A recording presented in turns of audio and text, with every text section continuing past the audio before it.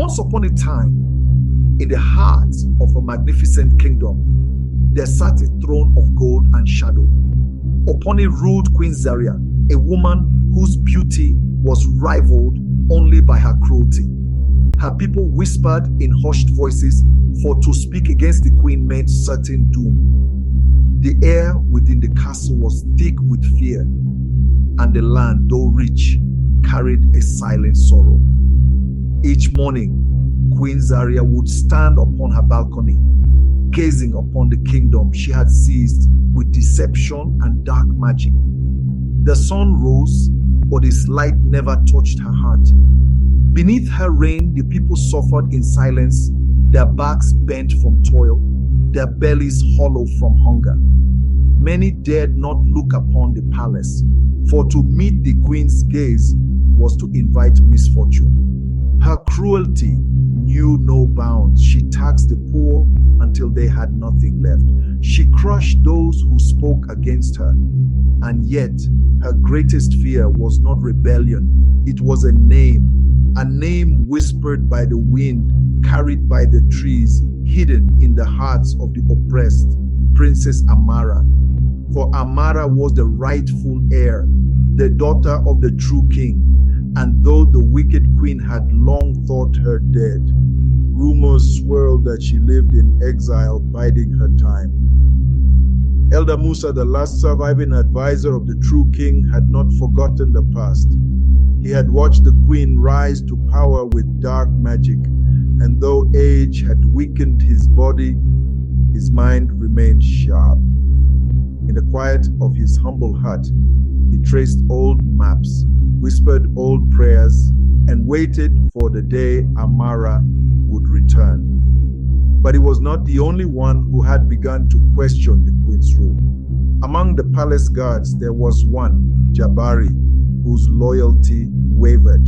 He had seen too much, heard too many whispered truths. Doubt had begun to gnaw at his soul. Could it be true? Could Amara still live? And if so, what would become of them all if she returned? The queen had her own suspicions. She felt the shadows shift, as if the past was clawing its way back to her. She ordered her spies to scour the land, seeking any trace of the lost princess. But the truth was hidden well. The people who still believed in the old ways would rather die than betray the last hope of the kingdom, the return of the lost princess. Far beyond the reach of the queen's spies, in a hidden village nestled deep in the mountains, a young woman trained with unwavering determination. She had been raised in secrecy, told only fragments of the truth. But in her dreams, she saw flashes of a palace, of a mother's warm embrace, of a throne that was rightfully hers. Her name was Amara, and she was ready. The night came when fate called her forward. A hooded figure stepped from the shadows, the air around her thick with ancient power.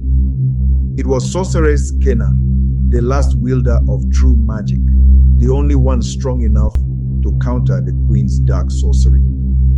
"It is time," the sorceress murmured, her voice like the wind through the trees. "You are the kingdom's only hope." Amara did not hesitate.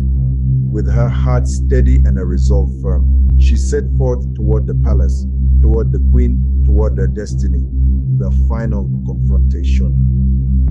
The palace was a fortress of silence that night.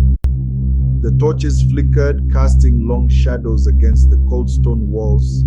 Queen Zaria sat upon her throne, her fingers tapping against the gilded armrests.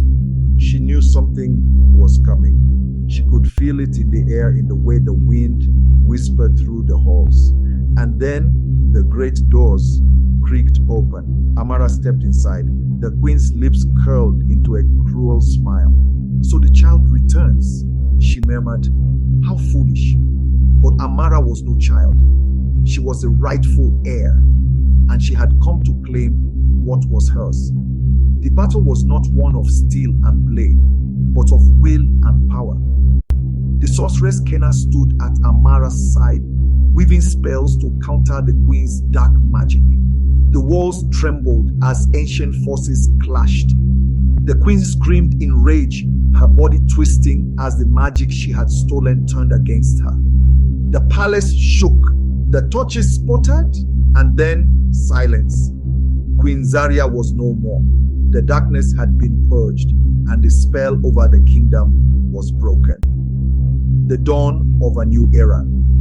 As the sun rose over the kingdom, its light touched a land free of tyranny at last.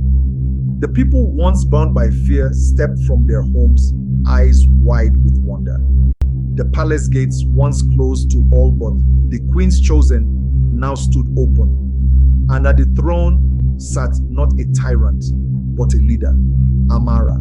She was crowned that very day. The people knelt before her, not out of fear, but out of love, out of hope. And as the crown was placed upon her head, she spoke not of power, but of unity. The days of darkness are over, she declared. Together, we will build a kingdom of justice, of strength, of truth.